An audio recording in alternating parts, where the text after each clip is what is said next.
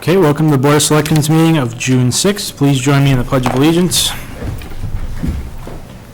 Pledge allegiance to the flag of the United States of America and to the republic for which it stands, one nation, under God, indivisible, with liberty and justice for all. Okay, first order of business is to reorganize the board. I move to elect, I can't remember the guy's name.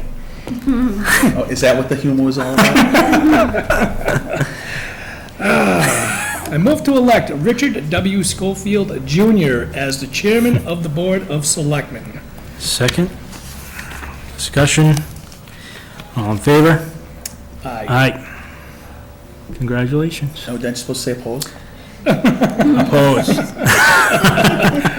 I would like to thank Mark for his hard work this past year. You've done a great job, Mark. Thank you. Certainly. It's been a pleasure. I'm glad that I'm still on the board. That over there? I certainly Yeah, do. the same thing, okay.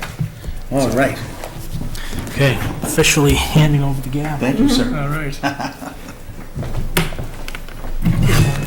And the nameplates. I don't want any confusion there. I think that'd be Throw pretty the tough. tomatoes that way. That's enough. All right. Let's just do this. Let's just put that one right here. Thank you.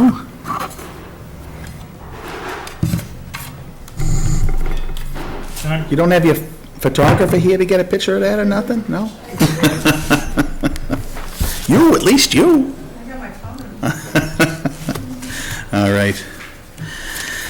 Oh, thank you very much. Okay, I'd like to thank my colleagues for entrusting me with the chairmanship of the board, and I look forward to the coming year. I'm proud of what we've been able to accomplish over the last couple of years by improving the office of the Board of Selectmen, and expect that we will continue this forward momentum. An improved office of the Board of Selectmen is a key foundational element to a more unified and strategic direction for the town.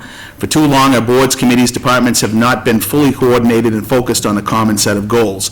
We see this getting better and better, but we still have much work to do. Also, we continue to improve financially as well. Most communities in Massachusetts were impacted by the global financial crisis we suffered in the early part of the decade, but Mendon residents have been inordinately affected due in part to the paucity of commercial versus residential tax revenues, which currently runs at about 12% commercial and 88% residential. Changing this mix is key to relieving the tax burden to residents. However, the proportion of commercial tax base in Mendon is difficult to manage upward without new and improved infrastructure in town. We have no water and sewer in the best commercial areas of town, and our roads are in poor condition. In a recent study commissioned by the town, we received a grade of 72 out of 100 on the condition of our roads, where most of the surrounding towns are in the high 70s or low 80s. Finally, we have a woefully insufficient police station. It does not have sufficient lockup facilities, is incapable of housing the entire department, and is unimpressive, to say the least, to other towns to whom we might try to convince to join our regional public safety dispatch. So for the upcoming year, I'd like to see us focus on the following three priorities.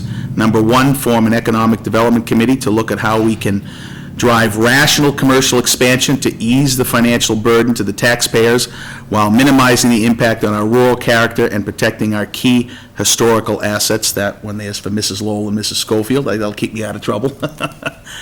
These are not mutually exclusive propositions. Number two, the path to achieving this begins by increasing inter-committee communications by reinvigorating the joint committee and boards meetings begun last year with a focus on setting common goals and priorities.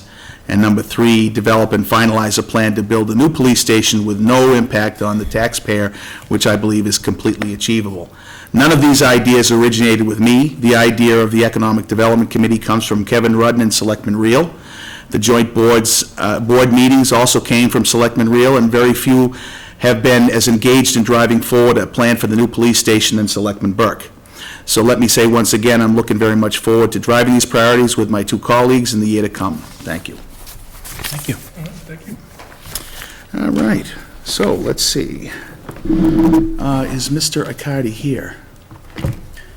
He is not. I think he's in the building. Do you want, so we'll probably have to skip over his item. Do you want to ping him and see if he's going to come up for that? He Because was planning on it. You know, I actually spoke to Mr. Arcardi today about Okay. this, and it was really just him at the time of the solicitation coming up in front of us, that some citizens had raised some concerns to him regarding door-to-door solicitation, and they had felt that maybe door-to-door solicitation could be too aggressive. However, he didn't say that he was opposed to it. He was just bringing the solicitation to our attention. We've already voted to allow the solicitation, so really, if we didn't plan on doing any reverse action on what we've done so far, it's really a moot point. And Tim also agreed with that when I spoke with him this morning. So- Yeah. So Okay. I really don't think that there's any action that we need to do on this. Okay. Unless we decide to prohibit it, and it didn't seem like he was saying to prohibit it, he was just bringing it to our attention. Well, certainly for anybody here or maybe at home watching us, if the sales tactics are out of line or heavy-handed or high pressure, they should inform the Board of Selectmen so that we know and we could potentially take some action. But certainly we did raise that as an issue with the gentleman when he was here, and I have not heard any complaints, so I would tend to agree with you, Mr. Burke. Yeah. All right. If I may just ask, is there a potential timeline where I would know where I would be able to get my application, like once it's all signed?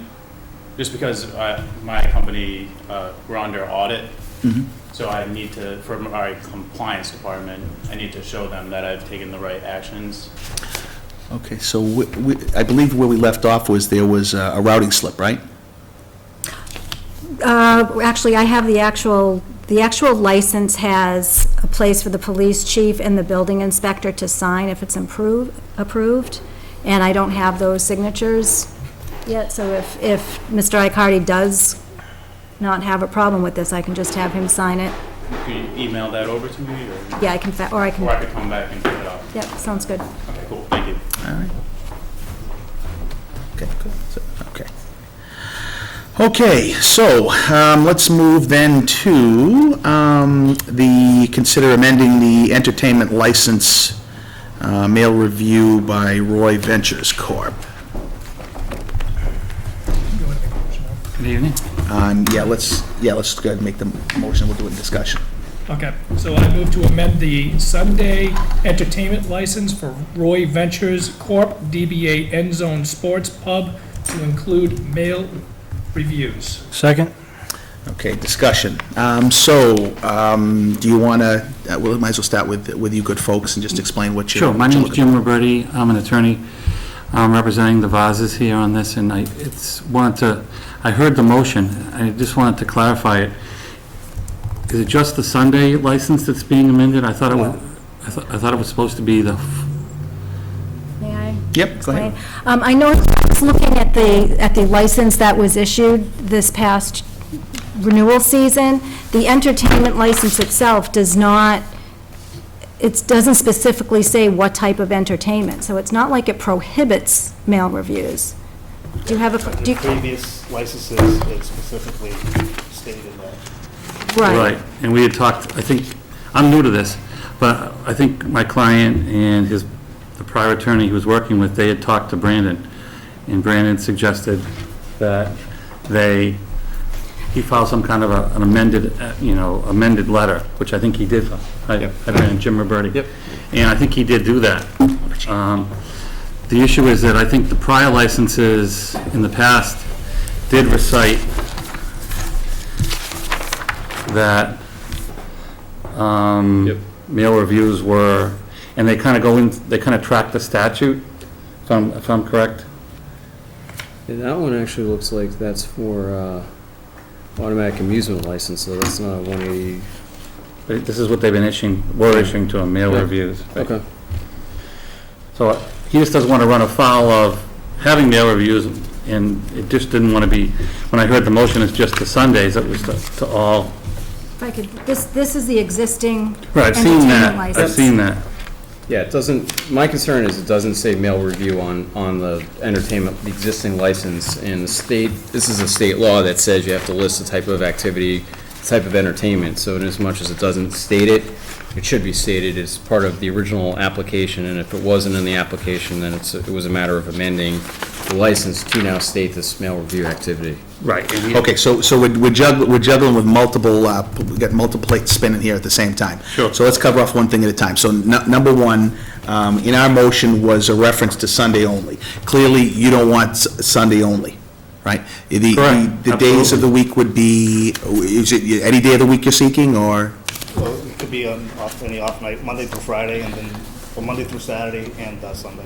Okay, so really any day of the week, okay. Because there's two separate, there's a Sunday license that has to go through the state for approval as well, and the Monday through Saturday solely sits with the local licensing authority. Would the current Sunday fall under that? Right, I'm looking at, like, for example, the license that was issued back in 13 for the 14 year, it said Monday to Thursday, 8 to 1, Friday and Saturday, 8 to 2.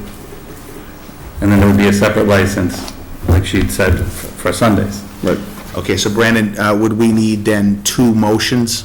Yeah, I would recommend two motions, one for the general entertainment Monday through Saturday, and the second for the Sundays. Okay, fine.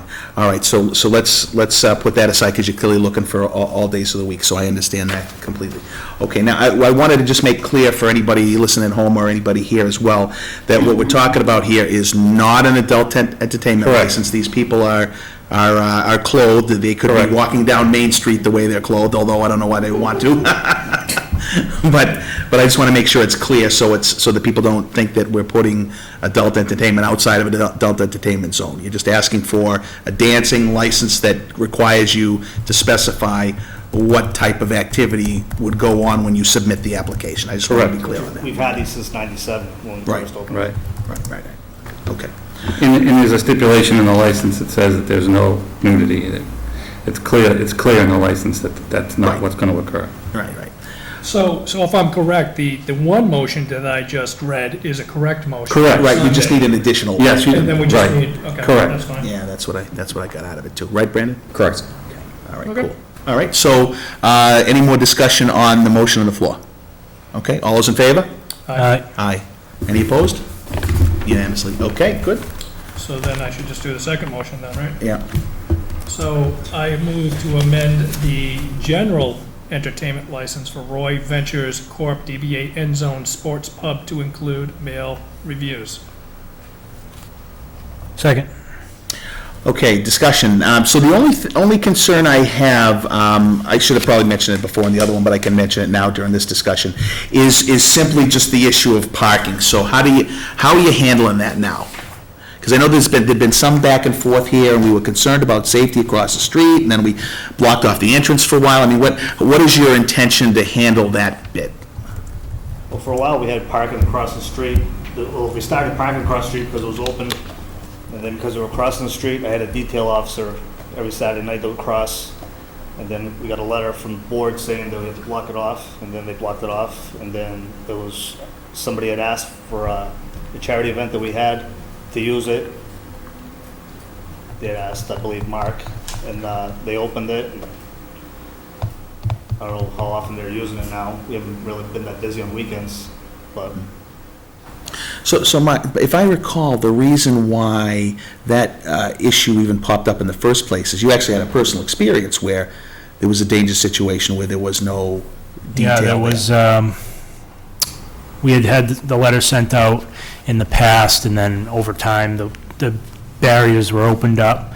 And then not too long ago, I'd say March timeframe, there were people crossing the road. I was coming into Mendon, and they were in the middle of the road, and I mean, I could have hit them. I didn't even see them. So that brought it up again, that we needed to put those barriers up again, and then after that, there was... But there was no detail there at that time, and they were open. Right.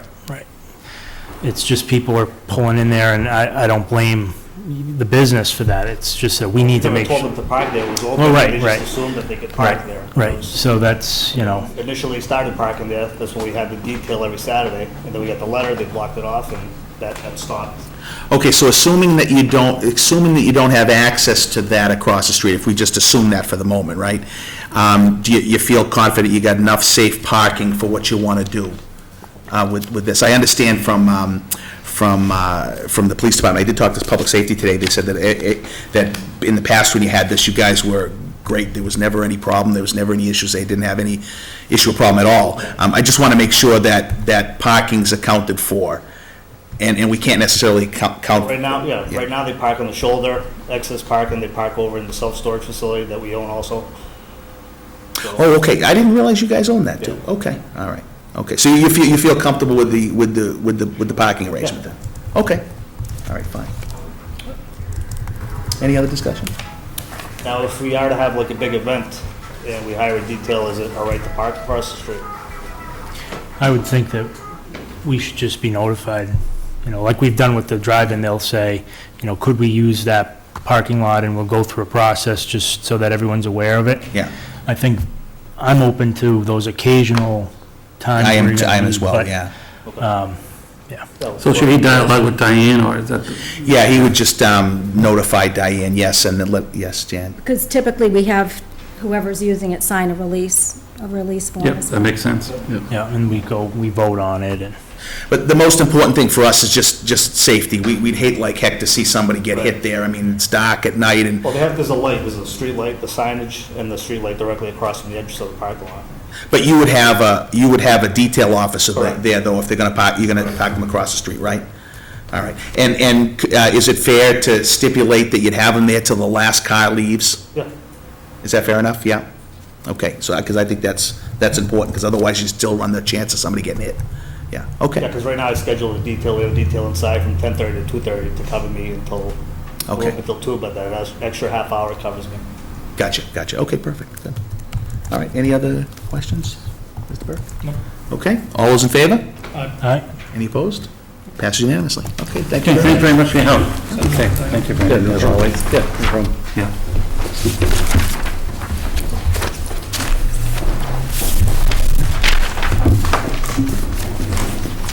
Okay, what are we up to? The soccer club. Why would people want to play soccer all night Good question. for 24 hours? Come tell us a story. So, Prime Minister, 50 Pleasant Street, this is Anna Villarreal. She's in charge of philanthropy, so Pardon me, before you kick in, do we actually have a motion on this one? I think we do, don't we? There is no motion on this one. Okay, fine. yeah, I was looking for clarification of the process, whether we need a permit or what is the approval process to keep our lights on for 24 hours, and we'll describe why we want to run this event. Yeah, so the Soccer-thon is a 24-hour uninterrupted soccer match with players of the club, parents, and then anybody else who chooses to participate. And what we're doing is we're raising money for charities that we've kind of assigned as the beneficiaries, and those are NEFC, which is a youth sports organization, primarily soccer, of course. Life is Good, they're a kids foundation, so they train, the kids foundation trains playmakers that they deem, so it's anybody that deals with children 3 to 12 hours a week, and they build different awareness phases. And then we're going to be doing a Cystic Fibrosis Foundation as the beneficiary as well. We anticipate to raise, in the past, this has been done, this is our first annual, but in the past, anywhere between $300,000 and $500,000, so it's a really significant event. The participants all raise money on their own, and then we also look for corporate partnerships to either match or sponsor hours of play, whatever it is, but we are looking for that. So hopefully, we can just keep the lights on for 24 hours, and that's what we're trying to get clarification on, is if we need a permit for that. I don't know the answer to that.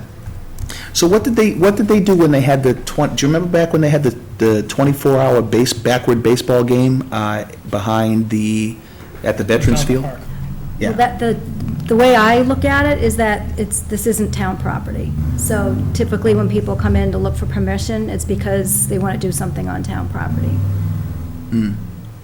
Yeah, right. Yeah, I'm not aware of a bylaw that says you can't have your lights on for 24 hours, so, I mean, there might be one, but I can't think of it. Yeah, I have to look at that. Yeah. Okay, so I think what we should probably do here, do you have any thoughts on it, Brandon? No, I'm not aware of anything in the bylaws of the statute, just general nuisance laws that, if someone's bothered by the lights. Yeah, that's pretty, like you had a band over in a private party. Exactly. Yeah, that's what I figured, yeah. Yeah, I think that, that would be my biggest concern, is not so much of you guys doing the fundraiser or having the lights on, maybe just the noise. So you might want to just do some PR, notify the neighbors, let them know that Sure. what you plan on doing, so you can knock down some of those nuisance calls. But, Yeah. I don't know if it belongs here. I don't think it does either, but I certainly appreciate you asking, I mean, So there's no certainly. committee or other group we have to go to approve? Great. No, I don't think there is, no. Okay, perfect. Perfect. All right, well, we're leaving them on. Thanks. Good luck with that, I hope you guys have a nice take. Thank you. All right.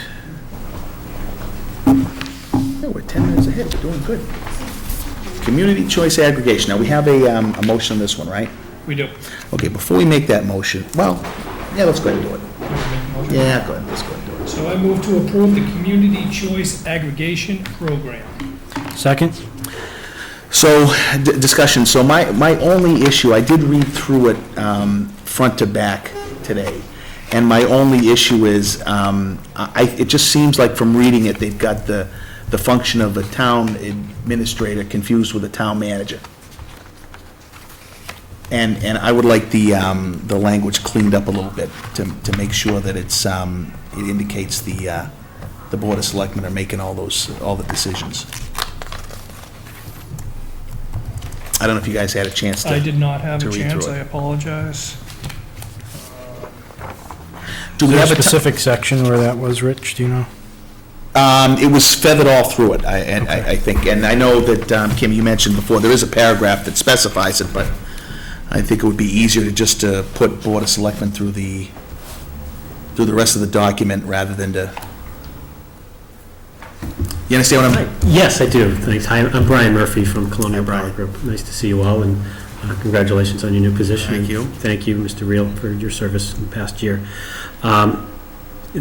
We do have several templates for this document, and every town's different. Some towns that have town manager, that town manager often has significant authority. Others that have a town administrator, there's some sort of, a balance that's unique to every town. It's a cosmetic change, and we're happy to make it to comply with this board's wishes. It won't require additional discussions with anybody at the state level. Yeah. But we do, want to file this on your behalf and make sure it properly represents the way this particular town functions. Yeah, I think the rest of the document, I think, was dead on. I think it does exactly what you represented we were looking to achieve, and the process is all there, and how to opt out, and a lot of discussion around if they're already in an alternate provider, they won't be bothered, they don't have to opt out, et cetera, et cetera. So everything that we talked about is in there. It mostly comes down to who has the authority to execute a power supply contract once bids are received by the town. In most cases, that authority is designated to one person, usually the town administrator, who's available when the bids are in. Most boards are volunteers, they hold jobs, they're not around until nighttime, so it's not possible to hold pricing overnight and to, hold it in time for a Board of Selectmen's meeting. Having said that, we can, there are, workarounds if it's in. Look, if we want to vote, I think we would need to vote to agree that power, if we wanted to do that. I don't know that I'm against it necessarily. Well, just having one person. Yeah, I mean, if we say, look, for the purposes of this contract and making a decision, I wouldn't have a problem with voting to confer that authority on Kimberly, if that's what we want to do. Yeah. I would agree with that, and the reason being is, to your point about the pricing, is that pricing fluctuates, and you can miss an opportunity. If we're meeting every 2 weeks, and it just so happens that you come in the next day with some favorable pricing, we could miss an opportunity. Yeah, we don't want to do that. So I would certainly be in favor of having Ms. Newman represent us. And if we're going to do that, then I would prefer to see it cleanly her throughout the document instead of like this little bit of back and forth.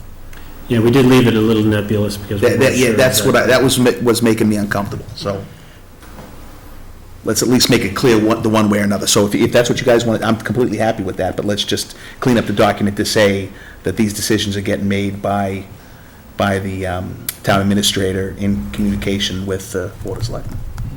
Yeah, that's fine with me, because I know that when we had our contract for our power supply here with all our town accounts, you know, we were trying to, they'd give us the quote, and then they'd have to keep re-quoting until we had a meeting, so it'll be a lot easier if we grant that authority to Kim. Okay. So can we just make that clear in the document then, and then that's the way we'll handle it, and then I'll be comfortable to sign it then. Do you have specific edits on specific pages now, or do you want? No, I didn't. Leave that to us and we'll Yeah, clean it I up and didn't. get it to you? That'd be good, if you don't mind. Not a problem. I do have a couple of questions, one or asks. I think, Diane, I was asked to ask you to make sure we get a certified or attested copy of the minutes of this meeting that show the board's vote. And secondly, I heard you mention that the town has a competitive supply contract for its municipal buildings right now. That was just a piece of information that the office wanted to know, helps us gather load data and to get an accurate count of what's eligible to participate. So it's on competitive supply right now? Yes. Okay. Would you guys prefer not to vote until the document's modified to the final? That's right. Yeah, I would rather have Yeah, the we might as document well filed. wait. Yeah, I would rather do that too. So I prefer actually not to take a vote now, Okay. and wait till we get that. So we're meeting again on the 20th? 20th, right? So if we can get that cleaned up for then, we'll get another read of it, and then we can go from there. Sounds good. All right. Did you actually make a motion? Yes, I did. So we'll just vote it down now, and then we'll just, Yeah. We just table it. let's just table Yeah, it. we'll just table it. We'll table it to the 20th. Yep. Okay. All right, perfect. All right, thank you, All right, sir. we'll see you then. All right. The home rule petition. We need you for this one, Brando. Already. Despite my best attempts to understand this thing, I don't. So I move to approve the recommended changes to the home rule petition for 131 North Avenue. Second. It's gonna take some You gotta time. get used to that, huh? Yep. All right, discussion. Okay, so my understanding is that then some glitch that questions whether or not some part of what we did is correct, and now you've got a solution to that. So if you could just take us through what the Sure. glitch was and then what the solution is. Sure. So when the property was originally granted to the town 15 years ago or so, Way back. way back, for this board, before our office, before anyone, I think, in this room, for the most part, it was subject to being used for a library, and if not as a library, for open space. Last fall, and I think one thing I just point out is that the email, from the State House overlooks that it was actually modified last year to also include agriculture as a purpose. Putting all that aside, Wait a minute. This particular deed was modified directly, or something more general that impacts this was changed? no, this particular deed, this particular Okay. property was modified. It actually, I think, came before the board last year, Okay. that there was, I don't know if you remember, there was a modification of the restriction, the Gannets, probably around August, September, that timeframe. Okay, yeah. So- Oh, that's right, that was so we could have farmers on there, right? Yeah, okay, I understand, yeah. So, just by way of background, we have what's called Article 97, which says generally the idea is if there's open space or, conservation land, if there's open space or conservation land and it goes to a town, they really try to put some, and it's a constitutional provision, they try to put some, they make it very hard to change a use or to transfer it to different town bodies or town boards. My view, in my opinion, and in fact is the case from 3 years ago, which is actually pulled back on Article 97 a little bit, there's not a lot of cases on this, was that the original deed itself to the town, particularly where it was modified last year, it didn't really make this clearly Article 97 property. That said, someone at the State House was concerned, the House Counsel was concerned with the fact that this could be considered Article 97 property, and so she wanted to just put in some language basically to allow one of two things to happen. Either the library trustees vote first, and then the selectmen vote second to convey this property out once this legislation passes, or the other option is jointly, the Board of Selectmen and the library trustees vote to transfer this property out. Basically, the bottom line is that to the extent there's an Article 97 concern, the House Counsel has language that would essentially accommodate that concern. I'm not saying I entirely agree with, that there was a concern, but I think it's a moot point. This really takes care of it. Whether it exists or not, okay. Okay, but your two different options don't really sound all that different. It just sounds like in one case we vote separate, in one case we vote together. Yeah, and that's coming from the House Counsel. Okay, so either way, we got to vote to accept this modified language, is what you're saying? Yeah, the selectmen should vote to accept the language, and then in terms down the road, when it comes to conveying this property back to the Gannets, then you have one option or the other. I don't really see a difference between the two. So these are both the same here, I don't know if they... We were supposed to pass it down. But No, I understand that, but I got this one oddball piece here that's different than Is this these one other mine? two. Just pass it. I know, but it looks like you need a second page. Oh, I'm sorry, go ahead, Diane. That's okay. What's the second page here? There's actually, It's I've two. got 2 pages. It's 2 pages. Okay, well, I only got one of page 2. Sorry, that was my fault. Here, I was confused. that's No, confusing. no, you keep that, because I got one of those. I just need, you take this, Okay. and I just need These two one. go together. They Yep, I'm good now. should have labeled them, I didn't label them. Okay, and the 2 pages represent what? So my read is that of the 2 pages, the first page is the longer of the two. In terms of the longer of the two, I think what would need to happen is you'd have to have a Board of Library Trustees meeting whenever, and then after that meeting has occurred, then the selectmen could vote to execute a deed and transfer it out, so it's a 2-step process. The second page, which is a little bit more streamlined, it's a little simpler. I think what you can do is just have a joint meeting of the selectmen and the library trustees at one time and vote to basically convey the property back to the Gannets. Oh, And that's all down the road. This is 2 meetings, Yep. this is joint meeting. Yeah, it's a little simpler, I think, the page 2 option. So that's So it's confusing either, what you're either saying. this or this. What he's saying is that the language, if we were to have 2 meetings, independent meetings, a library trustees meeting and a selectmen's meeting, we would have to adhere to the language on page 1. Really? Well, if you, the language on page 1 is that the library trustees have to vote first to convey the property over to the selectmen, Oh, okay. and then the selectmen can then vote to convey it. The option on page 2 is you just have a joint meeting where everyone Okay. says, How you would do? Yeah, so it's more than just both separate or together. And you're dying to say something, you got your, Well, no, I just, Yeah, go ahead. 50 Pleasant Street. The library trustees already did make a vote to transfer the land over to the select board, right? But that doesn't help. the House Counsel has a concern, so to accommodate that concern, she wants to put the language in the legislation to have it happen again. Okay. okay, so to me, the answer is simple. We want to have the joint meeting, use a simpler language, and get it done. Yeah, that would be my recommendation. So do we have room on the 20th to do this? Well, actually, it would happen, so what I would recommend is that the board vote to accept option 2, and then the legislature is going to have to enact the special act at some point. Once that happens, then there should be a joint meeting between the selectmen and the library trustees. Oh, okay, that has to happen first. Yeah, and that can be in a couple months, that could be at any time in All the right. next couple months. So what does our motion say? To approve the recommended changes to the home rule petition. So it sounds like the recommended changes are option 2.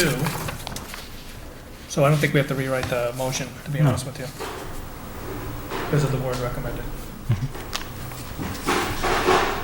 Okay? Yep, and then it's just a matter of notifying the House Counsel. There was a recommendation of having the language approved at this meeting and then resubmitted with the cover letter and a town seal affixed. Okay. Sounds like a lot of dancing to do something simple that everybody wants to do, but it is what it is. Mrs. Mazar. So after the town makes the votes, then it has to go back to the House to get voted on and the Senate? Or have they already voted? They haven't done anything yet. I checked the legislative history of it. There is a proposed bill. The bill's been referred to the Committee on Municipalities, so it's just pending this review, and then it'll need to be acted on at some point. Do you know Good. when that might be, Mark? So it could be like in the fall? Or could it Well, I be- mean, in the House, I gotta check into where it is in the Senate, but in the House, it's obviously moved somewhere. So that's a good thing. But if it goes through the House and passes through the House, it will go to the Senate. So it's a matter of where it goes and passes through first to go to the other. You know, if they're both doing it at the same time, it's not really a big deal, because wherever it passes first will go to the other branch. So if it passes the House, it will go to the Senate. It sounds like it's further along in the House right now, so. There were two entries I saw. One, the House referred to the committee, and then the Senate concurred, I think May 2nd. Great. Okay. Any more discussion? All those in favor? 1 second. Oh, yeah. So what I'd like to do is amend the motion, and just after the word recommended option 2. Yeah, I Changes. think I like that better, yeah. Second? Okay, so, Diane, obviously, you'll know which one's which in the minute. Yeah, okay, good. All those in favor? All right. Any opposed? Passes unanimously. Okay. All right, so that takes care of that. Thank you, Brandon. Now, is this the end of the complexity on this one? I hope. I hope. Hopefully, the hardest thing is going to be posting of a notice of a joint meeting at some point down the road. Okay. Okay, but at this point, we hang tight while they take, the legislature takes some action, and you come back and tell us, okay, it's time for the joint meeting. Yeah, what'll happen is I'll keep tabs on, and hopefully it should be, the local delegation should be saying, what happens. Yeah. Once this thing gets passed, then it's just a matter of having a meeting. Perfect, thank you. No problem. All right. June 21st special town meeting warrant. I move to sign the June 21st, 2016 special town meeting warrant. Second. Okay. Now we've gone through the warrant a couple of times. Right? What do you guys think? Do you want to go through them all quickly, or would you rather just have her hit the highlights of anything that's changed? Yeah, just go through it briefly. Okay, let's do it. Okay, Article 1, you also should have a spreadsheet that has the dollar amounts in there as well. Does that reflect the balances as of earlier this afternoon, or no? Okay.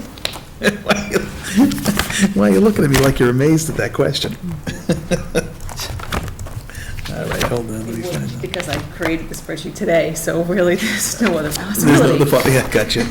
So Article 1 is up to $5,000 for the independent consultant we need for the solar project that isn't covered by Paul Capinas. So we need to create a line, which we've done already in the budget, for professional services under the Board of Selectmen, and then there's $5,000 for that.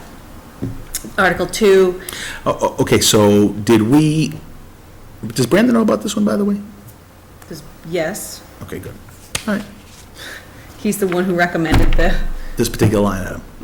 recommended the firm, Gotcha, what are okay. they, a Thank firm? you. Yeah, All right, the firm. sounds more professional that way. The person that's gonna do the thing. Gotta do the thing. Yeah, very professional. Article 2 is the same type of situation, professional services, but it's for the Sylvan Springs project and solar for the consultant Paul Capinas. It's up and above, beyond what we have in the budget, for the assessor's budget. Article 3, town council expenses are invoices from February to May.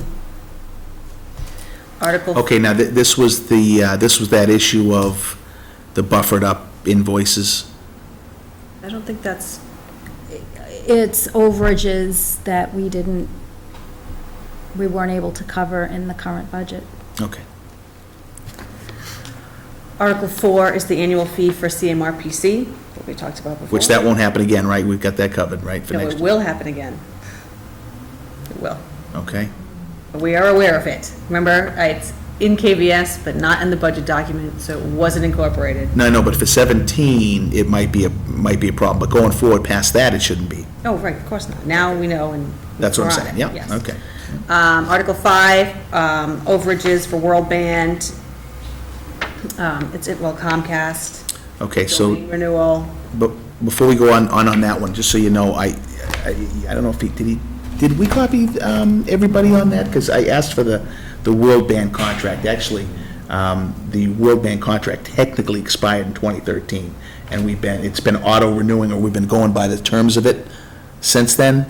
So I had asked that we take a look at what the typical overages are, and if it's typically we're going over, then we should expand the contract to get the cheaper rate, and then only pay the hourly rate for the peaks. So, Okay, I did not see any correspondence on that, so. okay, all right, so, Dan, can you make sure you send that to the, yes, please, thank you, Okay, sorry. it's all right. Articles 6, 7, and 8 are all from the Board of Health.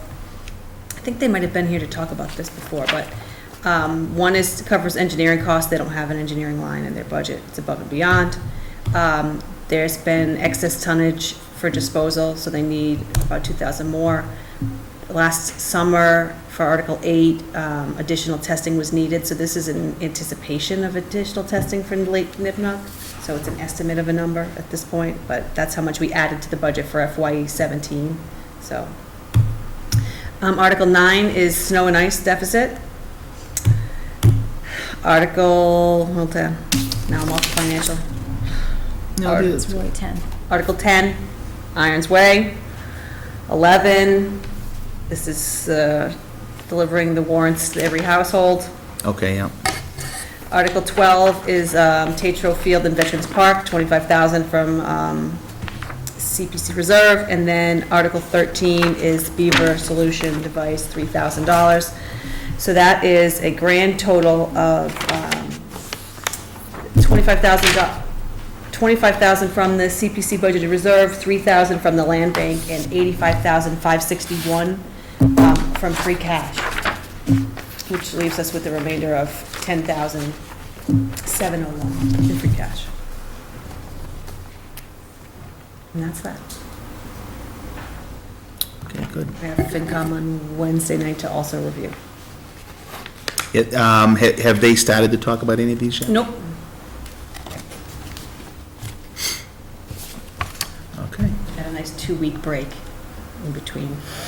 Question out there. Oh, Mrs. Mazak? On that Beaver article, it ends up that that device isn't going to work in that situation, and the person recommended actually trapping them. So I don't know, like, if that those funds can still be used for the trapping.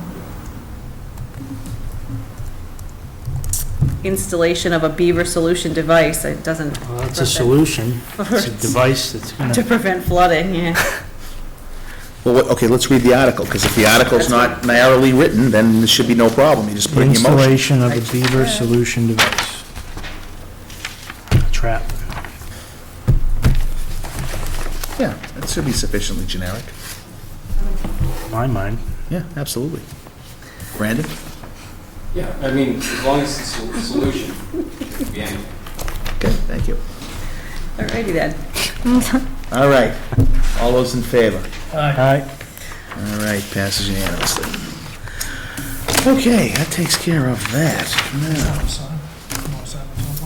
Now, oh, I don't care what I say. All right.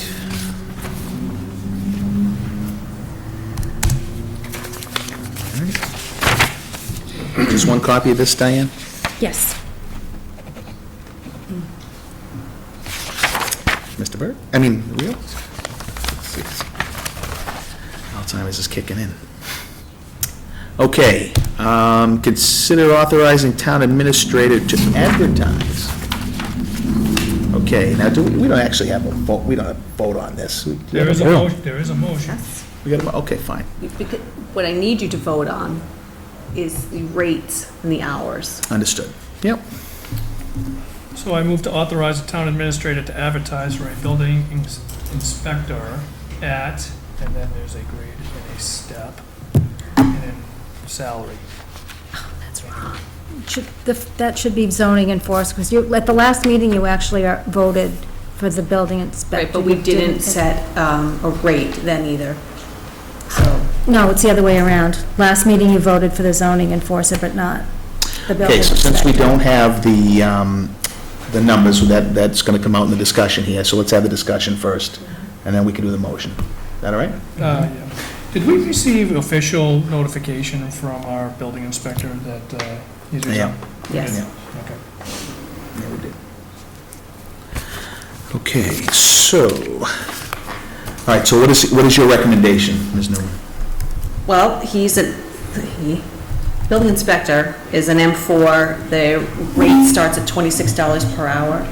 I would most likely advertise the range from 26 to 34, 30, depending on qualifications. That is the current range. And I have included in the budget the position at 18 hours. Okay, currently, what's in the budget for, you said 18 hours, and at what rate? In the budget right now is 18, right in the middle of the range, which is $29.86. But the big start of the range is $26. Okay, so when you mentioned 26 to 34.30, that's the entire 15-step range you just Correct. mentioned? Okay, fine. All right, and then how about the zoning enforcer? Zoning enforcer we did last time. Oh, okay, fine, so then why do we have it listed here then? You don't have it listed in your recommended motion, but it was on the agenda, because that's just. Oh, I wanted to leave it on because one of the possibilities, when we started this conversation about building inspector last year, one of the reasons we created this position is because the current building inspector didn't feel that there was enough hours available to also do zoning. We're in a strange situation. Both positions now exist and will be vacant. So I wanted to give some consideration to whether we wanted the building inspector to also be the zoning enforcement person, but I don't think that's the direction to go in. I think it's better to have them as two separate people, but that's obviously up for you to decide. Mr. Rudden? I just had a question. Are you hiring a building commissioner or a local inspector? Because the two have different powers. We're definitely doing a building inspector. Local inspector. Yeah. Reporting to, Well, the current building commissioner is out of Milford, correct? John Erickson. he's your assistant inspector. He's the commissioner. Tim is the local inspector. He's commissioner in Milford, he's the assistant inspector here. He's also our commissioner. Right, they're flipped here. Okay. Just because typically a zoning enforcement agent reports to a commissioner, to the building commissioner, not to a building inspector. I don't know how you're gonna have it set up, but in towns that have the zoning agent, they usually report to the commissioner, not an inspector. I When think is it? we're going to have the zoning enforcement person report to the Board of Selectmen Okay. via the town administrator. Okay, but I would like to check on the accuracy of what Mr. Rudden's saying, because I'd like to know that before we make a decision, because if that is the case, I'd like to know why. Tom Hackinson was building commissioner here. Yeah. And he had assistants. We never really had a local inspector under him. But a commissioner does have more powers than a local inspector. Okay. Okay, so,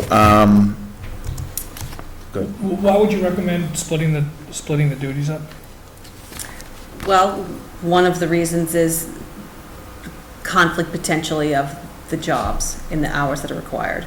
So Tim had stated before that it was difficult to go out and do the inspection and then also have to do the enforcement piece and the follow-up, sort of the chasing down of the issues in addition to doing the inspections. So he had advised that it would be better if it was a separate person. That's based upon the structure that they have in Milford, that he thought was successful. He also felt that part-time building inspector didn't provide enough hours to also do zoning.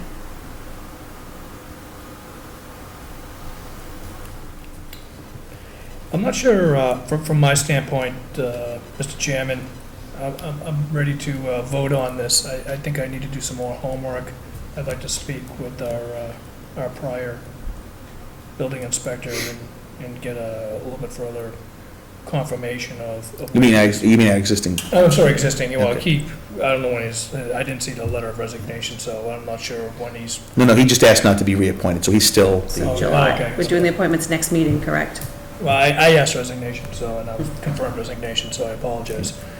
So, if it's not reappointment,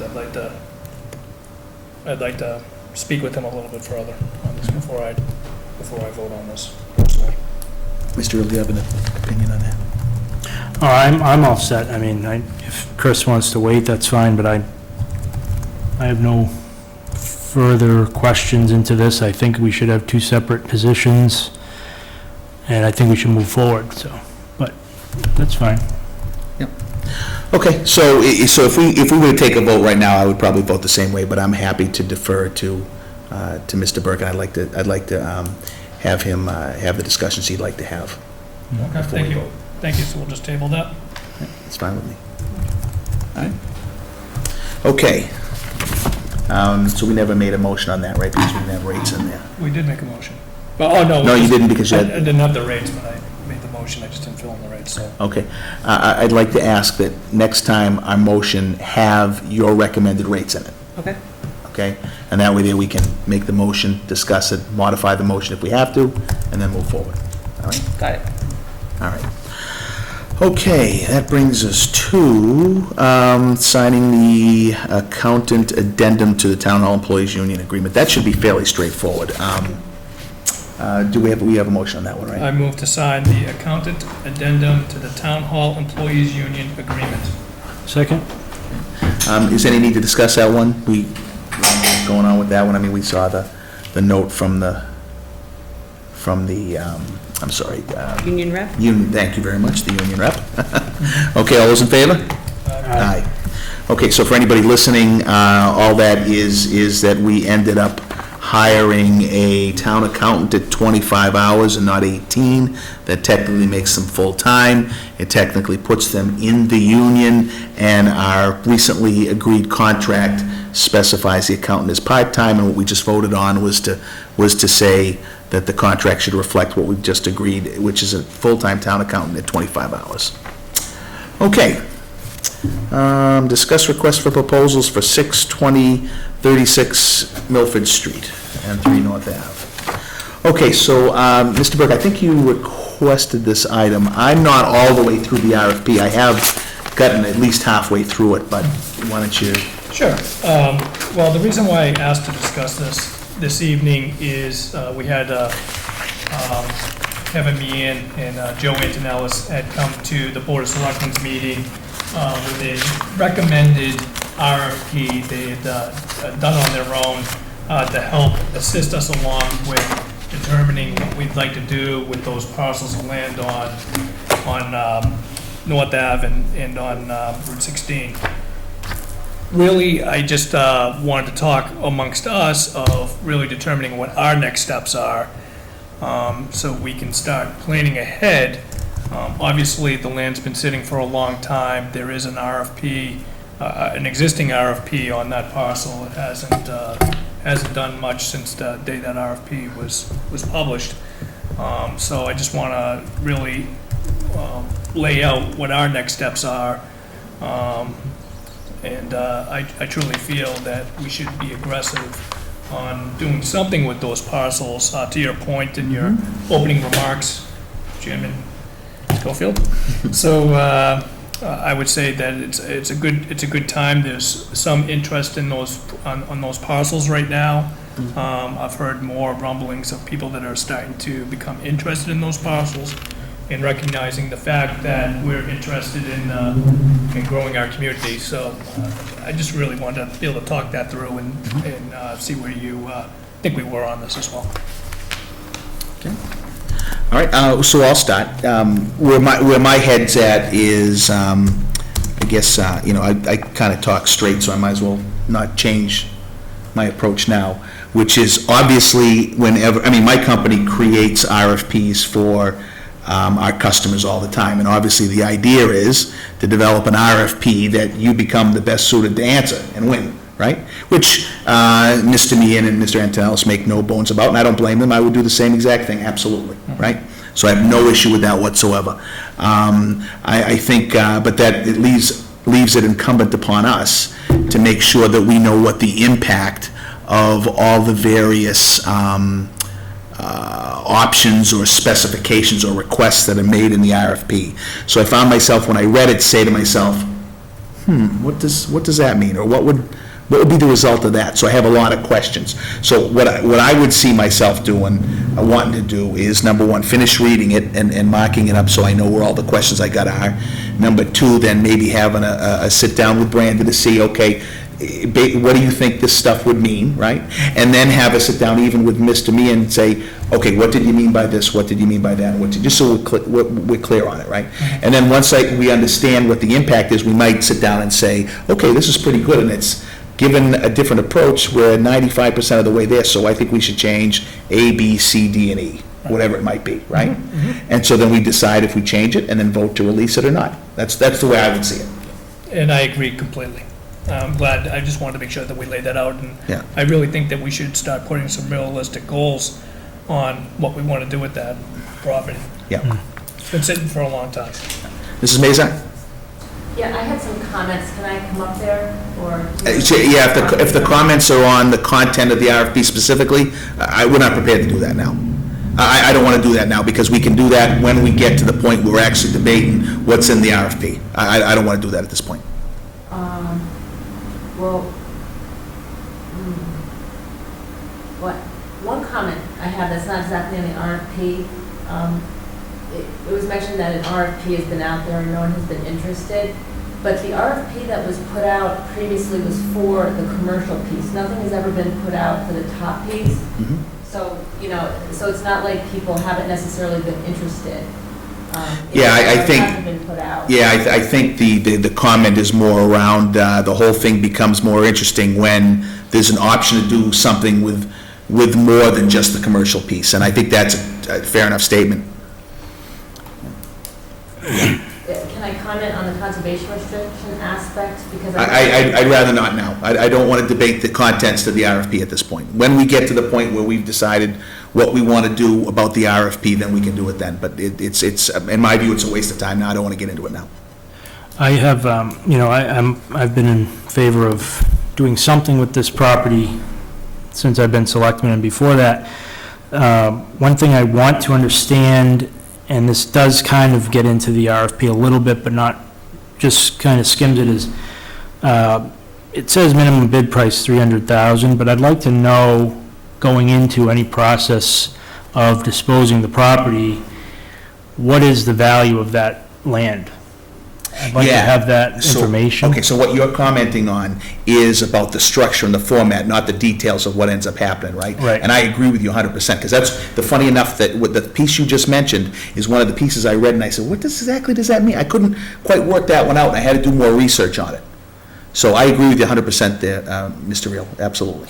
Yeah. So could I recommend that we pick a date, not at our next meeting, but, maybe a meeting, 4 weeks out or a little bit further out, that gives us an opportunity to review the RFP, discuss our comments at that point, and then discuss, moving forward with council at that point. I think that makes sense. Now, would you see that meeting being with council at that point? Because by that point, we should have had enough time to review it and have questions to ask him. Yes, I would, that's what. And at that time, Mrs. Mazar, I would expect that you'd come and put your 2 cents worth in. I won't be able to, but, unless it's September. Okay, all right. Can I make one comment? Well, we can join you by remote participation. I'm sorry, do you have another question? Well, just commenting on the value, can I comment on that? The Yes. 30,000? For the CRs on a third of the property, and for just a third of the property, the town's already put almost $1 million in. So that would have to come back. Yeah, no, we understand that, yeah. Yeah. Okay, I found my pen. Like, Can't believe that. Did you pull it out of here? It's right here. All right. This is gonna be a fun year, people. We need to edit that tape. All right. Okay, so, yeah, so at bottom line, I think if you're okay with it, Mark, I think that's a good process, what we're Yep. talking about. Okay. Okay? So I don't know if you want to, I mean, I think it makes a lot of sense. I know you've been talking to Mr. Meehan about this. You might want to just say, look, this is the process we're going to go through, and at some point in the next, month or two, we'd be looking to meet with you on it. Sure. Yeah, okay, good. All right, so, that brings us to issuing new licenses to grow and harvest forage crops to Peter Hawks. Now, you were talking us through this a little bit last time, and did you want to come up and join us for this one, or? Well, do you want me to come up? Sure, yeah. So we do have a motion on this one, right? Yep, I move to issue a 3-year license to grow and harvest forage crops to Peter Hawks for lot 16, 26, and 33 Inman Hill Road. Second. Okay, so now, last time, we got hung up on this, right? Remember, we didn't end up voting on it. And then, I remember a little bit, but I'm slipping my mind.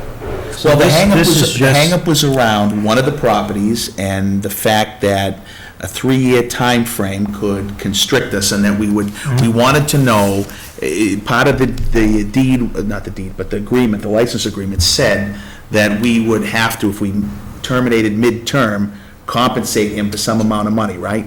And according to the information we got back, if we were to take back the Route 16 piece, it'd be $2,400. If we took back the Providence Road one, it would be $600. And then the Inman Hill one, it'd be $42. So the one we had the concern with, just one more second, wasn't there one in particular one we had a concern with? Milford Street. Milford Street, okay, so that's the Route 16 one, right? So that'd be $2,400. Okay. Okay. And then, so we were debating whether or not that meant, should we do a 1-year or a 3-year? Mrs. Mazak? A couple things. One, Peter Hawks said that if you give him a year's notice, there's no payback. But if, like, let's say he only has 6 months, then he would need the money back that he invested in the property. So as long as he knows a year ahead of time. Okay, so in effect then, a 3-year or 1-year doesn't make any difference? Well, just as long as you give a year's notice. Yeah, so if that's the case, then why don't we specify it in the lease? It says as long as we give them a year's advance notice, yes. Yeah. What we did was we put together 2 leases, one lease that was for 3 years just for the Inman License. property, license. And then another license that was for 1 year for Route 16 and Providence. And then that one we could just renew every year if you want. Oh, okay, so you're saying we're already there and he's happy with the 1-year ones? Yeah, and here's a check for the 3 years and the 1 year for the other 2 properties. Okay, but that's not what our motion says, is it? We have 2 3-year leases. for Inman Hill. We're only on. I split them up from Right. last Okay, meeting. fine. Okay, so tell me again which one we just read. So we just read for Inman Hill. Inman Hill, okay, fine. Okay, so good, any more discussion on Inman Hill then? All's in favor? All right. Aye. Okay, unanimous, all right, so the next one? And then I move to issue a 1-year license to grow and harvest forage crops to Peter Hawks for Lot 20 Milford Street, Lot 3 North Ave, Route 16, and Lot 52 Providence Street. Second. All right, any more discussion on that one? I think I'm good too. Okay, all those in favor?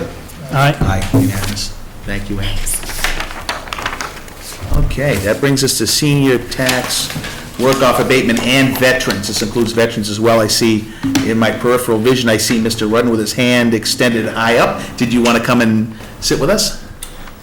Yeah, Amy Wilson Kent couldn't be here tonight due to a family commitment. She asked me to speak in her place as chairman of the council on aging on the issue. And Okay. Now, so one question I'd actually asked Miss Newman earlier was around what is usual and customary in the surrounding towns and stuff, because it seems to me that that's the number I'm used to seeing for this program. I just kind of was curious what the motivation for the increase was. Not that I object to it at all. I'm just curious what started it off, that's all. I don't know who advocated it, but I'll tell you, we're all in favor of it. Yeah. Oh, I would expect you to be, and I certainly am too. Primarily because of the way the taxes are going up. It makes sense. It just means, we haven't hit the threshold yet of our money, although we're pushing it this year, we're getting closer. But allowing somebody to go from 750 to 1,000 is not a bad idea, Oh, no, I think it's great. given the size of the tax bills lately. My understanding was that nobody's actually hitting the 750 though. That's what my question was gonna be, is what, Amy gave all the info to Diane yesterday, I believe, or today. I'm trying to find it. Last year, we only had a couple. I think because of Amy's involvement this year, we're having a lot more participation, and so we probably are getting a lot closer to it. I mean, look, this discussion isn't designed to argue against the 1,000. I mean, this is just pure curiosity in my mind. I mean, I think It's comparable to most other towns are doing as much as they can. Yeah. Bear in mind, we do have a cap in the budget, but in some cases, we have people who will not meet the level, not due to their fault, but because the work isn't there. Yeah. I mean, basically, we have people called in on vacations, days off, whatever. We reached out to the school department this year. Anybody that can be used is being used, but I mean, we can't, basically, it depends on when people need work, they're out on vacation. Yeah. If a department doesn't need somebody, we can't force them to take somebody, nor do we want to. Yeah. But on the other hand, it gives people the option, if the time is there and the workload is there, for them to earn the higher amount. And we do have people getting close to the 750 this year, I believe. There are about 7 people that are near the 750, and then the others are 30 hours or more under the limit, which is... Yeah, I know, for instance... I'm glad to hear it's getting used. I know in the assessor's office, we have 5 or 6 days coming up over the next 2 weeks that somebody will be in there. Yep. And now, Mr. Burke, does the motion specify the veterans as well as the senior? It does. Okay, good, because I want to make sure, because I got a note from Assessor O'Brien today on that to make sure it got... Yeah, we do have one person now under the veterans Yeah. law, Okay, perfect. which we're still, I think somebody wanted to see the exact wording of the state law, and I know we're looking for it, but... So because you brought it up twice, I am going to address a little bit on the tax level. I think you're going to find that this year, this Board of Selectmen will focus very heavily on how to constrain the amount of taxes to the taxpayer, which options will likely include turning money back at the at recap time, will include money coming off of debt schedules that should end next year, should include increased revenues from a variety of different sources, to include solar. So believe me, I want to make sure it's crystal clear that to the people of Mendon, that this Board of Selectmen totally understands the impact of the current tax levels in this town, and plan to do as much as we possibly can about it, this included. Okay. So, didn't make a motion yet, did you? I did not. So, I move to increase the annual maximum earnable amount of senior and veterans work-off property tax abatement to $1,000 effective July 1, 2016. second? Okay, I have one more question, actually. So you're saying that you have a number of people at like 30 hours underneath the cap? Now, we're almost to the end of the year, right? So if you've got, so we have a total of how many people in the program? Nah, don't look it up, that's fine. The only reason I was asking, varies. Mr. Rudd, the only reason I was asking is because I'm thinking, why would we stop at 1,000? Like, why wouldn't we say 15? I think that's the statutory limit. Okay, that answers my question. And maybe that's where I've seen the number then. Maybe it hasn't been, because I knew that number looked familiar as relates to this. Yeah, we're at the statutory limit of every exemption and, that we can give, except for this work-off program. Okay, fine. Okay, all those in favor? Aye. Passes unanimously. Okay. Thank you. While I'm sitting here, could I just read you something from John Erickson, who is Milford's building commissioner and your assistant? I asked him, and can I just read what he wrote? Every town has to have a head of the building department. That one individual may be either referred to as a building commissioner or inspector of buildings, and other staff may be called local inspector. But the head of the department needs to be certified from the state as a building commissioner, even if you call him building inspector. Okay. And that was the point I was trying to make, but I got it mixed up in my head. I do think we got that, but Okay. thank you. He said the rest of the staff could have the same certifications as building commissioner, but only one is called commissioner, the rest are called inspector. So basically, if we advertise for inspector, they need to have the certification as commissioner. Mr. Dunn, will you forward me that email, please, just so I, It's a text, but I will. okay, thank you. I asked John Erickson while we were sitting back there. Thank you. All right, thank you. Okay. All right, so let's see. Consider year-end interdepartmental budget transfers. So before Ms. Newman mentions that, we only have one, right? We have two, okay, all We right. work fast around here. All right, okay. I had specifically asked, see, I think a Chapter 77 transfer, although I understand it's not exactly the right chapter, 44, whatever it is, but at the end of the day, we all know what we're talking about, right? Year end. Chapter 77 transfers, that, in my view, we shouldn't do them unless we really can't wait for a town meeting. Because Chapter 77 transfers are a way to not have the town meeting, which is the appropriating authority, vote on something. So if we can wait, then we should wait. So we've minimized them. So most of the stuff is getting done at the town meeting, and just the stuff we couldn't wait is getting done, Chapter 77. To you. To that end, most of the articles on the warrant are things that could have been handled by transfers but are going to town meeting instead because they're going for June 21st. That leaves us with very few actual transfers to do. So we have two, both, I'll do mine first. So at the STM, two STMs ago, No, one STM. not the ATM, the STM, Yes, March. whichever one it was. Fine. Alan had asked for an additional 8123 to go into the police overtime budget in order to cover the extra that he needed on Bates Street because his account was in deficit. Okay, but his police overtime budget, right? Correct. So he had deficit spent his police overtime budget, and the chief had volunteered to cover any additional overtime. So what we did for articles was we gave Alan an additional 11.7 to make it to the end of the fiscal year, and we gave the police budget 8123 to make up for the deficit, the covered time. Turns out that that police detail was never charged to police detail, it was still charged to highway. So the $8,100 went into the police, but the actual deficit continued to grow in highway. So we authorized it, and then Alan's secretary was supposed to be subtracting it from our budget. We gave automatic authorization.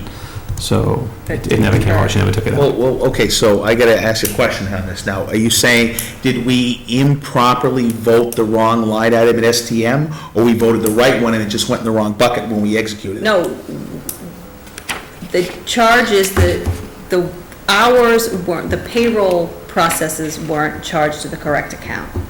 So we put the money where it should have gone to in the STMs, but the charges didn't go into the right line. Okay, but journal entries can be transferred over in journal entries? It could, or we could do this, which seems to be the cleanest, which is we are just gonna take that 8123 from the police budget and move it to that highway police detail overtime budget where the charges are. Okay. I guess the problem I'd have with that is, and then the money's not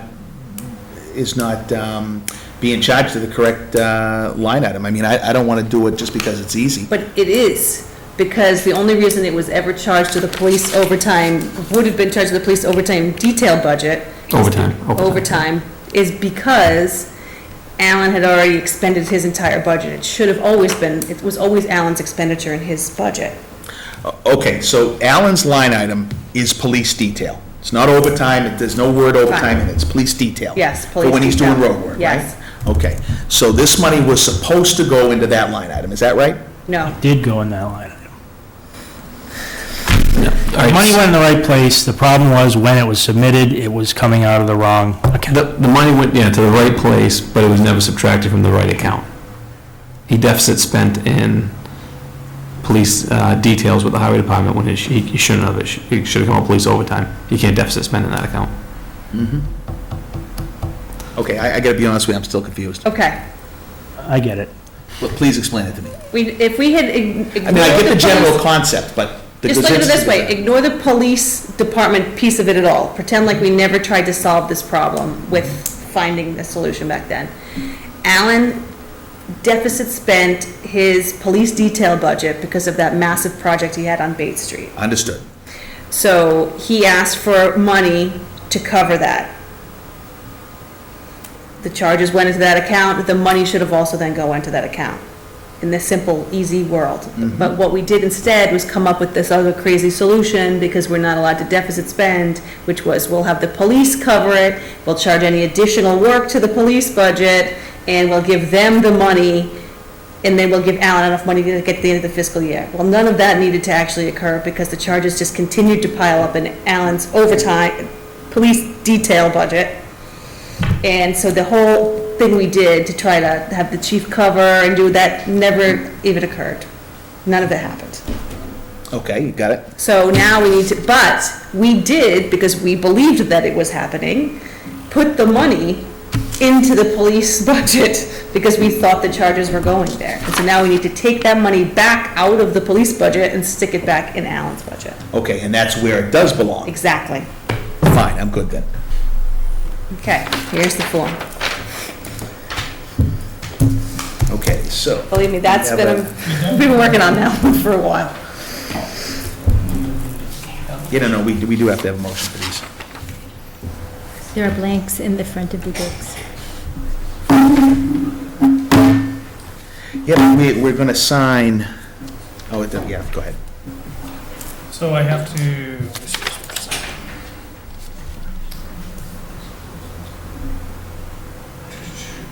I would just reference it, I wouldn't put the detail in there, it'd be too much Yeah. detail. I'm going to. So I move to transfer $8,123 from line item 210A2, police overtime, to line item 422A4, highway police overtime. Second? All right, any further discussion on that transfer? All those in favor? Aye. Did you say aye? That's it. Okay, unanimous? All right, and Okay, then, so I can just reference that sheet down here? Sure. Lieutenant Kersey, you've got the other one, right? So I don't have one with me. I won't have it until Wednesday, but I wanted to see you guys ahead of time because we're going to run out of money. Okay. And we need to fix the problem. So the fire department, I know you guys have been dealing with that issue, they're $20,000 short in their salary and wages. So they need that because they're not going to make the next payroll before you have your next meeting. I don't know 100% what the funding source is. The FinCom said they would come up with it, so the plan is to meet with them and have an open sheet with me and fill in the account number then and get their approval to where the money's coming from. And then I guess to see if you guys would support it, and if you could support it ahead of time, as long as they can find the money, then we can get it, you guys to sign off individually. I can leave it in the selectman's office, get it signed off, so they can make their payroll the following week. Okay, so there's no public safety source for it then, if you tell me that, because otherwise you, Lieutenant, would know it. Yeah, there's none. There will possibly be a little bit of money left over in call, but they don't know yet. So if there is, obviously we'll let it roll over. So which line item is this now? This is overtime? This is actual salaries, full-time salaries. Okay, and we ended up, now wait a minute, We put 10,000 in. okay, so I remember us having this discussion with Mr. Zarella and the chief, right? Mm-hmm. And I thought we had resolved this. What am I missing? What did we do? You resolved that. You resolved up to that point, but nothing further. So you were already short, you resolved up to the point, and anything further we said we deal with. They had originally asked for $20,000. FinCom had reduced that amount at the ATM to $10,000. That was their original projection number. Now they're asking for an additional $20,000 again, so for 30 total. Why would that have happened at the ATM? I don't know, that was just the timing of when it was done. And that was enough to cover the damage that was done from that point to that point. It wasn't anything going forward. So, But it wasn't an ATM article, they must have voted on it before in their meeting or something. I thought it was at the ATM. Then it was, March seems a long time ago. Seems like it was just one of the meetings. There was a meeting reduced to 10. I'm thinking. It was 10, but it could have been March, I guess. That could have been. Okay, again, I hate to be daft, but I'm confused, because when the chief and Mr. Zarella were here, the issue was they were short $20,000, as I recall. Is that, do you remember it like that as well? I think that was before Mr. Huth went out also. So you're saying fine. That was okay, before then Mr. Huth then went out. And clarifies. that the problem got worse there, and instead of filling overtime, Mr. Taft was hired to fill the shifts at straight time, and then that's where they started. We had asked them for the money for health Yeah. insurance and for the rest of the fiscal year. It's like an avalanche. You throw a pebble down, but we're at the bottom of it now, and it's not a pebble Okay, well, anymore. I certainly wouldn't recommend us voting on anything we don't have the details in front of us. I think from a principal standpoint, I mean, if we're gonna run out of Yeah. money. Salary and wages, we're gonna run out. They We're don't gonna run have out of to help. salary and wages, no matter how we ended up getting there. You know, I guess we gotta take care of it, but I'd like, it just seems to me there's, I'd like to dig up the minutes from the meeting that we, not right now, you don't have to get it right now, but the meeting that we had with the chief and Mr. Zarella, because I want to remember how exactly we had left it at that point. But either way, you still gotta go to the FinCom, get the final budget It's source, and final, then. so we have nothing to sign right now. I'm pretty certain that the source is gonna be FinCom reserve. Right now, it's the only line, single line that has enough to cover $20,000 unless we start patching them together from other departments. Okay, but FinCom reserve doesn't need us to. Right. Yeah. To do that. It doesn't have to be Chapter 77. In that case, it's just a FinCom reserve. Correct. And Mr. Zarella is working right now. He could be here in 2 minutes if you want. That's So- why I think that's gonna be the source, because by then we'll have the detail on the exact dollar amount, Yeah. and there's $22,000 in Yeah, there. he was originally gonna come for 8, but then I texted him and said, we have nothing to sign right now. Okay, so do you agree, I do agree. Mr. Reed? Yeah, I had a note, but it said staffing not the issue, funding is the issue, 19,045.73. Yeah, it was just under 20, as I recall, yeah. So, but Yeah, okay. You want him to stop by? He can be here in 2 minutes. I don't know that that would solve anything. All right. Yeah. I know the 10 because I was actually in a conversation with you and Chairman Maroli at the time, and he had said that we'll just cover what we have right now, and going forward in the future, we'll have to just figure out what you owe towards the end of the year.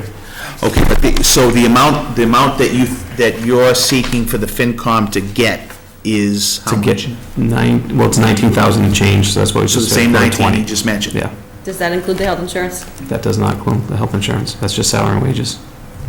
Because the health had insurance is about- in a light item in yours. about 24,000, maybe that's the health insurance. Yeah. That'd be a town hall line. That's right, because it was the health insurance prorated for the balance of the year because we had a sixth person Yeah. filling in. So Ms. Newman would have to do that transfer for the town. Well, luckily, we've had a good Yeah, we got year money in the account. for so- health insurance, so we won't need that transfer to cover that cost. Yeah. But we will need the salary cost, obviously. So the way that, just to explain that, the way that works is that we, because of what we renegotiated with the folks, the folks in town for health insurance, we're covering, it was actually cheaper for us to cover some amount of the deductible, and so we banked for that. So we didn't need all of what we put aside, which means we have a little bit extra to cover that.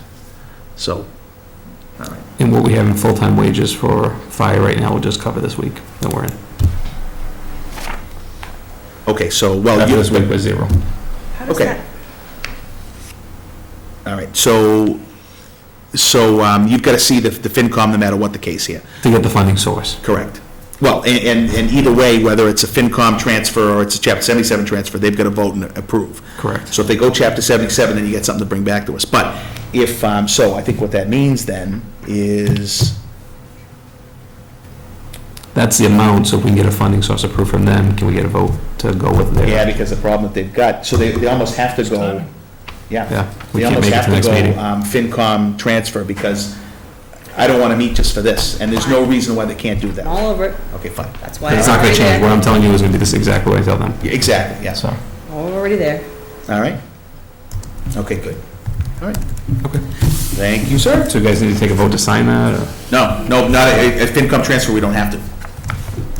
Chapter 77, yes, but a FinCom transfer, no.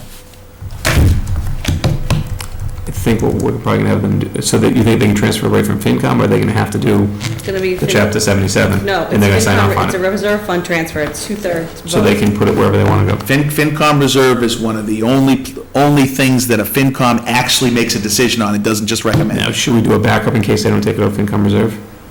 No, they. Oh, no, they'll it's- have to that's- do it. I All mean, right. that's, technically, it's the correct funding source, right? Because Okay. it's for emergencies that are above and beyond, and that's. In case they've spent it in on the something else we don't know FinCom, about. Right, it's a financial situation that needs to be solved. They're the, Yeah, but the only thing I'm saying is what if they spent it on something we don't know about? it just better I'm not be, just- better not be more than $22,000.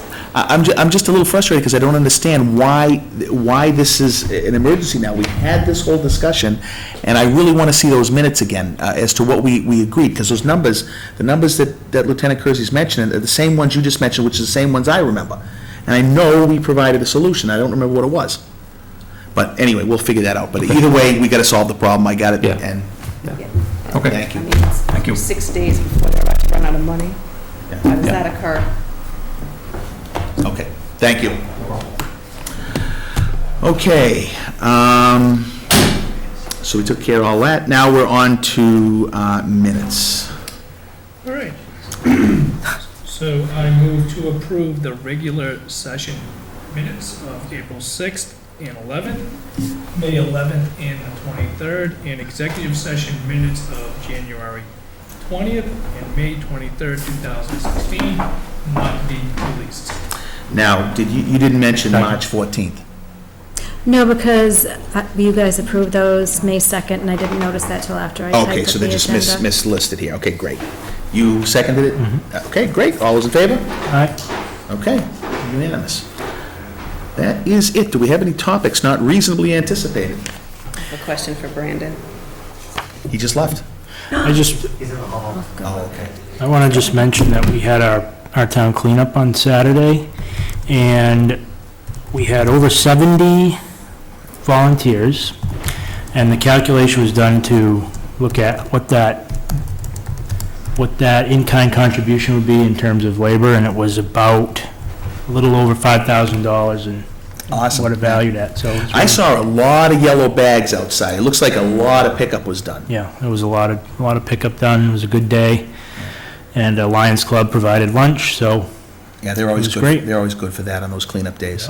so we'll anticipate doing it in the future. I'm sorry I missed that. Okay, thank you. You're welcome. Did you actually pick up trash I yourself? did, All I right. did, I was out there. Yep. All right. I guess I'll accept the motion to adjourn. All right, I move to adjourn. Second? All those in favor? Aye. Good night. Thank you. Chris, could you check your phone, please, to make sure you got I that? did get it, thank you. I've never forwarded a text before, so. Strong work. All right, that was fun.